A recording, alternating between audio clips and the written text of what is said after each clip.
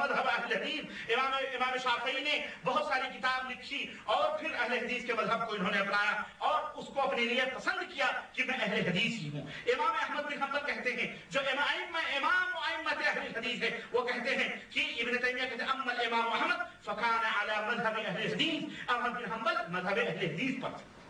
یہ سب کافر تھے؟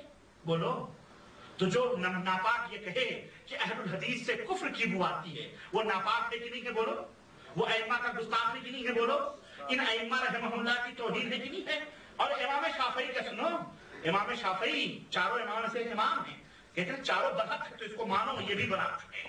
امام شافعی کہتے ہیں اذا رأيت رجلا من اہل الحدیث فکأنی رأيت النبی صلی اللہ علیہ وسلم، جب میں کسی اہل حدیث کو دیکھتا ہوں تو میرا دل اتنا خوش ہوتا ہے جیسے میں نے محمد رسول اللہ کا دیدار کر لیا صلی اللہ علیہ وسلم۔ یہ ہے اہل الحدیث کا مقام اور مرتبہ، اور اس میں کوئی شک نہیں کہ یہ ائمہ اہل حدیث تھے اور انہوں نے صراحتاً اپنی اور کسی کی بھی تقلید کو حرام قرار دیا ہے، کھلا انہوں نے فتویٰ دیا ہے، اور کوئی مائی کا لال ان کی تقلید کے جواز کا فتویٰ ان کے قول سے دے سکتا نہیں دے سکتا ہے۔ اور سنو، میں آخری بات کہتے ہوئے اپنی بات دو تین باتیں میں ختم کروں، باتیں بہت ہیں لیکن سنو، اللہ کے رسول صلی اللہ کل ایک حدیث کی تشریح میں اللہ کے نبی نے فرمایا کہ لا تزال طائفة من امتی قائمین علی الحق، میری امت حق کے اوپر قائم و دائم رہے گی، میری امت کی ایک جماعت حق کے اوپر قائم و دائم رہے گی، میری امت کی ایک جماعت، میری امت کی 73 فرقوں میں سے ایک فرقہ حق کو پکڑے رہے گا، لا یضرهم من خالفهم، جو ان کی مخالفت کرے گا وہ ان کو کوئی نقصان پہنچا سکتا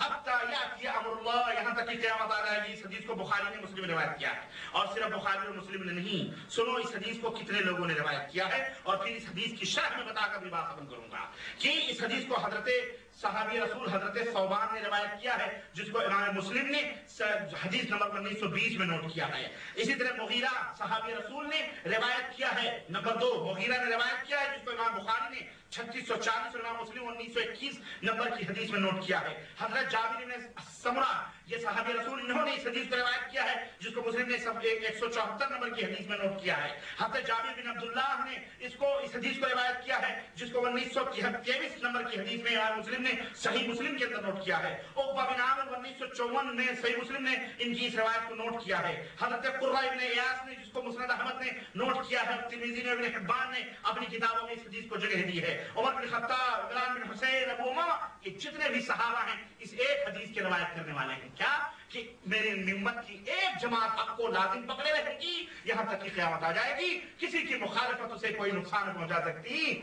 آج دنیا مخالفت کر رہی کی نہیں کر رہی ہے اہل حدیثوں کے خلاف؟ ہندوستان میں، پاکستان میں وہ پمفلیٹ بٹ رہے ہیں، کوئی 20 لاکھ کا انعام نکالا ہوا ہے، 20 لاکھ کا انعام کہ اہل حدیث جواب دیں گے۔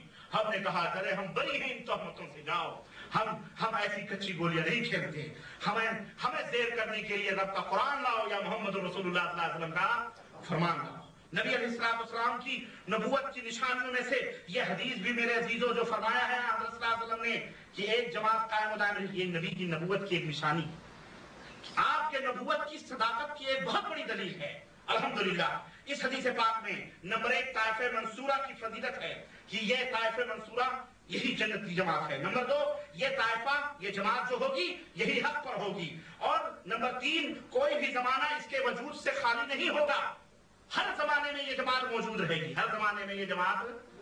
اب یہ نہ کہنا ارے ادھر یہ مولوی بلا رہے ادھر وہ مولوی، اب جاؤں تو کدھر جاؤں، سارے ہی تو بلا رہے۔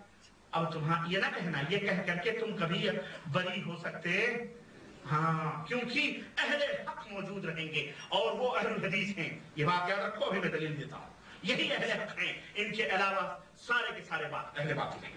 نبی علیہ السلام نے نمبر 4 ان کے لیے دعا کی ہے کہ یہ قائم و دائم رہیں گے قیامت تک۔ نمبر 5 اللہ نے ان کی دعا قبول بھی فرمائی ہے، اللہ نے نبی کی دعا قبول بھی فرمائی ہے۔ نمبر 6 یہی وجہ ہے کہ ہر زمانے میں اللہ نے ایسے لوگوں کو، ایسی جماعت کو باقی رکھا ہے تاکہ وہ قرآن و سنت کو پھیلاتے رہیں اور اس کے اوپر آنے والے جتنے بھی بدلیاں ہیں اس کو چھانٹ چھانٹ کر کے الگ کرتے رہیں۔ یہی طائفہ منصورہ ہے، اور وہ کون ہے؟ وہ کون ہے؟ آؤ، وہ کون لوگ ہیں؟ آؤ، ہم نہیں کہتے۔ آج ہر فرقہ ہر مذہب کے متعلق، ہر مذہب کے متعلق، ہر مذہب کے جو متفق علیہ امام ہیں ان کی زبانی سنتے ہیں کہ یہ طائفہ منصورہ سے مراد کون لوگ ہیں۔ وہ ائمہ کیا کہتے ہیں؟ سنو، میرے عزیزو عبداللہ ابن مبارک کو میں پیش کر رہا ہوں جو استاد الاساتذہ راس المحدثین ہیں.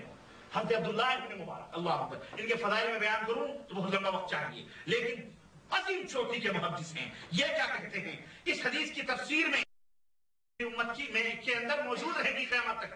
اس حدیث کی تفسیر میں کہتے ہیں کہ لا یزال طائفۃ من امتی ظاہرین الحق. میری امت کی ایک جماعت غالب رہے گی. یہ کون لوگ ہیں؟ قال هم اہل الحدیث. عبداللہ بن مبارک کہتے ہیں وہ اہل حدیث لوگ ہیں. کون ہیں وہ؟ سب وہ لوگ. وہ کون ہیں؟ اہل الحدیث ہیں. وہ اہل حدیث ہیں. حوالہ مفتاح الجنہ سیوطی کی صفحہ نمبر 48، شرف اصحاب الحدیث خطیب بغدادی کی صفحہ نمبر 26. علی ابن مدینی چوٹی کے محدث ہیں جس کے بارے میں کہہ دے ضعیف و ضعیف، جس کے بارے میں کہہ دے ثقہ و ثقہ، دنیا مانتی ہے. ان میں کسی مذہب کسی دھرم کا کوئی اختلاف نہیں. علی ابن مدینی اس حدیث کے بارے میں کہتے ہیں کہ لا یزال طائفۃ من امتی. اس حدیث میں جو اللہ نے طائفہ پر اللہ کے نبی نے فرمایا ہے جماعت وہ کون سی ہے؟ قال هم اہل الحدیث. وہ اہل الحدیث ہیں. مفتاح الجنہ سیوطی کی صفحہ نمبر 48، تلخیص ابلیس ابن جوزی کی صفحہ نمبر 18. یزید ابن ہارون چوٹی کے محدث ہیں. کہتے ہیں ان لم یکونوا اہل الحدیث فلا ادری من هم. ارے اس حدیث پاک سے مراد اگر اہل حدیث نہیں ہے تو مجھے نہیں معلوم ہے وہ کون لوگ ہیں جو جنت میں جائیں گے. سنیں اسی طرح یہ حوالہ آداب الشریعہ جلد نمبر 1 صفحہ 137، شرف اصحاب الحدیث صفحہ نمبر 36. امام الائمہ امام بخاری کہتے ہیں کہ ہم اہل الحدیث. اس حدیث پاک سے مراد اہل حدیث لوگ ہیں جو حق پر قائم و دائم رہیں گے. اور اسی طرح محدث جلیل شیخ احمد بن سلام کہتے ہیں ہم اہل الحدیث، وہ اہل حدیث لوگ ہیں. اسی طرح امام الائمہ امام احمد بن حنبل کہتے ہیں ان لم یکونوا اہل الحدیث فلا ادری من هم. اگر یہ اہل حدیث نہیں ہیں اس حدیث پاک سے مراد تو مجھے نہیں معلوم کہ وہ کون لوگ ہیں. امام حاکم نے علوم حدیث میں قلمی مخطوطے میں اس کو ذکر کیا ہے اور اسے شرف اصحاب الحدیث صفحہ نمبر 36 کے اندر موجود ہے. اسی طرح میرے عزیزو حدیث جو ہے ما انا علیہ اليوم واصحابی، نبی صلی اللہ علیہ وسلم جو فرمایا آج میں جس پر ہوں اور میرے صحابہ جس پر ہیں، جو جماعت اس کے اوپر قائم و دائم رہے گی وہ جنت میں جائے گی. ہے کہ آج سے کیا مراد ہے؟ اليوم آپ نے جو فرمایا آج، جب نبی نے یہ فرمایا تو کون لوگ تھے ان کے سامنے؟ سب صحابہ کرام تھے. سب حدیث والے تھے کہ نہیں تھے؟ بولو سب حدیث والے تھے کہ نہیں تھے؟ اور اس حدیث میں قرآن بھی ہے اور فإن خیر، ہاں دو یاد رکھنا سب حدیث والے تھے. تو اس حدیث پاک سے وہی اہل الحدیث مراد ہیں. اسی طرح ابو الحسن محمد بن عبداللہ بن بشر کہتے ہیں کہ رأیت النبی صلی اللہ علیہ وسلم فی المنام، خواب میں نے نبی صلی اللہ علیہ وسلم کو دیکھا. فقلت من الفرقۃ الناجیہ من 73 یا رسول اللہ. اے اللہ کے نبی 73 فرقوں میں جو ناجی فرقہ ہے وہ کون سا فرقہ ہے؟ تو کہتے ہیں کہ قال صلی اللہ علیہ وسلم انتم یا اہل الحدیث، اے اہل الحدیث تمہیں لوگ جنت میں جانے والے ہو. جو اہل حدیث ہے، اہل الحدیث ہے جو محدثین، صحابہ، تابعین، تبع تابعین، ائمہ کے نقش قدم پہ چلا ہے، وہی شخص کہاں جائے گا؟ اور یہی صراط مستقیم ہے. اہدنا الصراط المستقیم انعمت اہدنا الصراط المستقیم صراط الذین انعمت علیہم. اس راستے پر اے اللہ جس نے تو نے انعام کیا ہے. انعام کن راستوں پر ہے؟